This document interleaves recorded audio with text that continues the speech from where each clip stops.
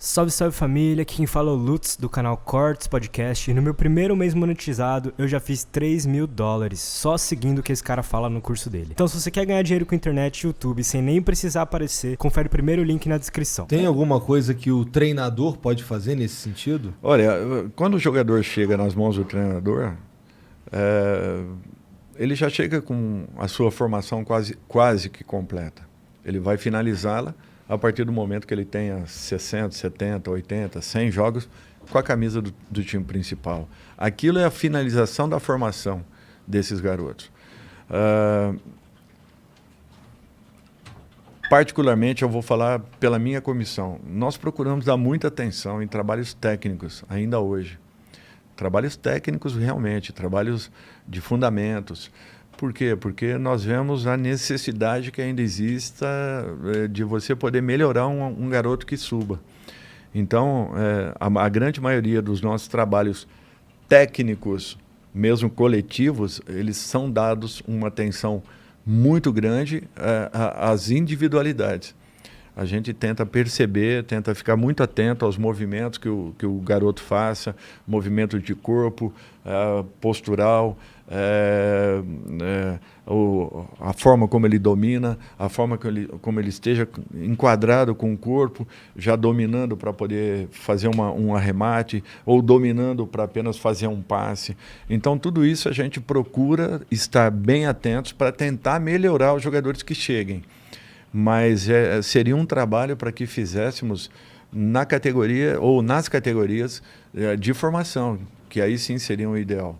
Ou seja, na minha opinião, nós teríamos que ter o futebol de salão encaixado com os trabalhos de futebol de campo até, no mínimo, até 12, 13 anos.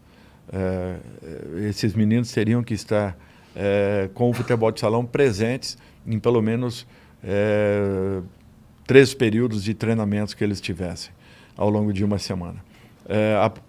E com isso, muita liberdade, sem que puséssemos nada de parte tática com esses garotos até 13 anos, 14 anos. É um crime quando você vê garotos com essa idade, às vezes correndo em volta do campo, fazendo trabalhos físicos ou sendo orientados taticamente. Esse garoto ele tem que ter liberdade de criação. Você tem que criar, aprender a se comportar, aprender a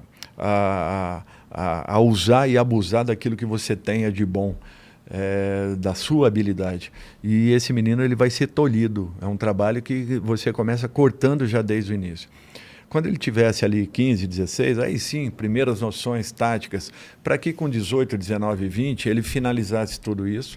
Eu estou falando isso de um modo geral, não quer dizer que um garoto com 16 não possa estar no profissional de repente, pela capacidade que ele tenha, mas de um modo geral. Finalizando aí sim essa formação e passando para o degrau seguinte, o time profissional, onde com 70, 60, 80, 90 jogos ele completaria a sua formação.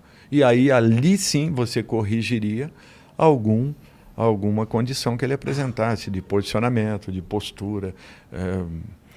Seriam trabalhos muito mais simples. Mas eu fazendo um trabalho como esse daí, eu não impediria de usar a habilidade dele. Na verdade, eu estaria dando para ele a chance Exatamente. De continuar aprimorando a própria técnica. E isso seria o principal. Primeiro, que nós não tivéssemos com garotos de 11, 12, 13 anos campos oficiais. Não tem necessidade. Um garoto jogando num campo oficial com 11 anos, ele vai pegar 5, 6 vezes na bola.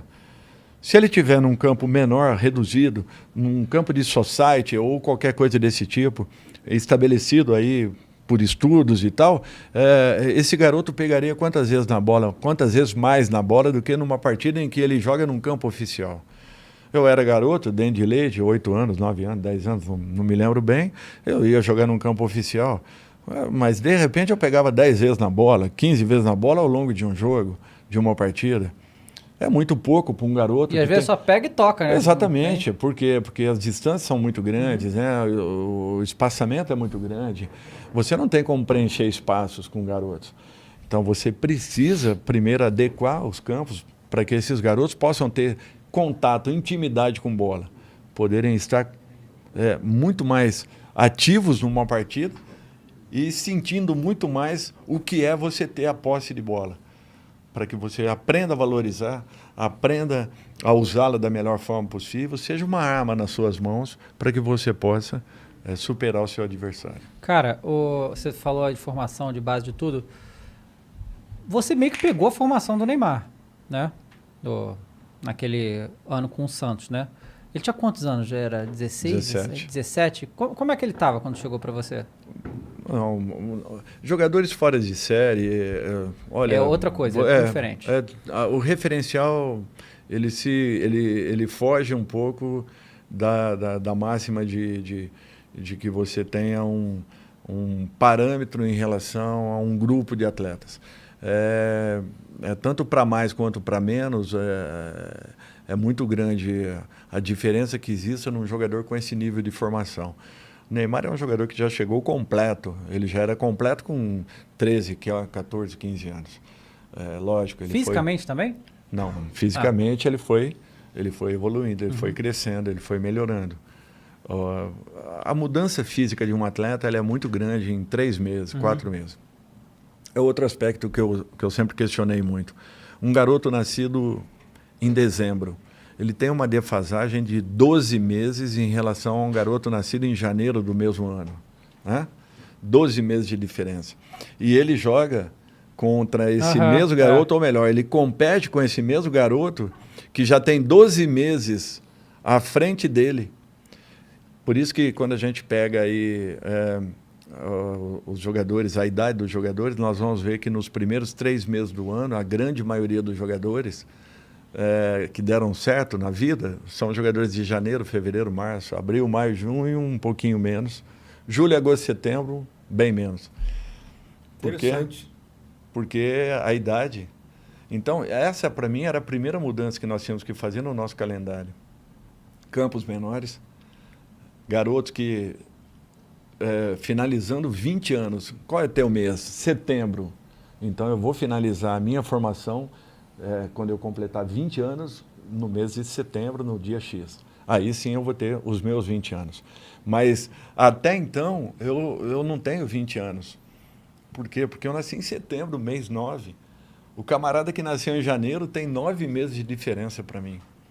Então, eu vou competir com esses mesmos garotos. Quer dizer, eles já estão com 1 ano de formação e eu ainda estou com 1 mês de nascimento. É uma diferença considerável, muito grande. Sim, sim. E queira ou não, isso daí cria uma disfunção na forma como você vai avaliar um menino. Por isso que, para mim, seria a primeira alteração que eu faria, no sentido de nós começarmos a modificar a forma como trabalharemos os nossos atletas a partir de então. Eu lembro na Copa de 2010, né, que todo mundo pedia para o Neymar e o Ganso serem convocados, né, e o Dunga não quis levar nenhum dos dois, o Ganso ficou na pré-lista, né, se alguém fosse cortado ele entrava, né. E eu lembro que quando o Ganso apareceu, né, é uma característica que a gente tá tão... Na época, né, ele teve muitas lesões, aí teve muitas situações na carreira dele, mas naquela época lá eu vi ele jogando tipo o Riquelme, assim, sabe, meio que o estilo de jogo dele, né. E era uma época que eu achava, cara, na época com o Neymar ali, né, eu achava que, cara, talvez ele fosse ser maior até que o Neymar, né. Mas foi como lesões fazem, né, prejudicam a carreira do jogador, né? O Paulo teve uma série de lesões que foram altamente prejudiciais. O Paulo era cerebral, né? Era todo cérebro, ele cerebral. Exato. E o Neymar era genial. Uhum. Os dois ali juntaram uma coisa absurda. Um completava o outro. O Paulo, naquele momento, talvez o maior momento que ele teve, ele encontrava passes que ninguém conseguia enxergar. Às vezes tinha 3, 4 jogadores parados na frente dele e ele conseguia pifar um companheiro jogando uma bola entre as pernas de um adversário. Então isso fazia uma diferença muito grande. E isso acontecia em treinamentos, em jogos, enfim, era uma coisa absurda. O que esses meninos faziam era muito diferente da grande maioria. Faz muito tempo que a gente não tem um time assim com os garotos fazer, né, um absurdo, né? Que faz um tempão já, né? Já tem um bom tempo, né? E era um time assim, um time que ensinou o Brasil a dançar. Pois é. É interessante, porque até estava conversando lá fora, né? Antes do TikTok, eles já estavam dançando. Né? Exatamente. E bem antes até. Mas você parava o ônibus assim no aeroporto, num centro de treinamento, aparecia gente de todo lado. Definiu bem até como... Alexandre definiu muito bem como a bitomania, e parecia uma bitomania. O Santos viajava com 10, 12, às vezes 15 seguranças. Geralmente a gente viaja com 2, 3, olha lá, quando muito. E era necessário aquilo. Eu fico feliz com uma coisa, assim, dentro do meu trabalho. Eu sempre dei muita atenção às categorias de base, todos os clubes que eu passei. Porque eu nunca tive um cheque em branco para contratar. Nunca. Nunca tive. No Brasil é difícil, né? Muito difícil. Nunca tive a liberdade de contratação, de trazer aquele jogador que eu gostaria, que eu queria. Por exemplo, eu fui atrás do Bruno Henrique quando ele estava no Goiás e ele foi vendido. Só consegui trazê-lo quando ele estava na Alemanha para o Santos. É um exemplo, né? Que você às vezes não consegue competir em igualdade, você tem que... ser criativo, né? Ser criativo, tá atento ao mercado.